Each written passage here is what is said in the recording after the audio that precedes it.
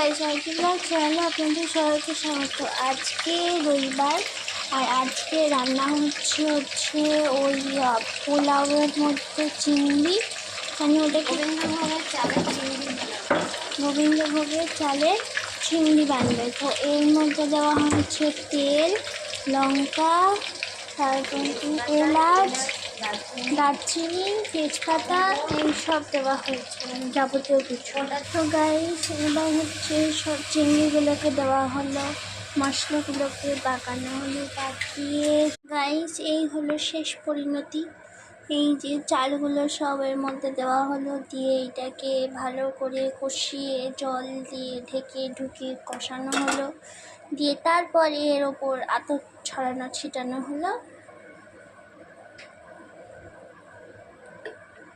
এটা 10 মিনিট বসিয়ে রেখে গরম গরম ঝরঝরে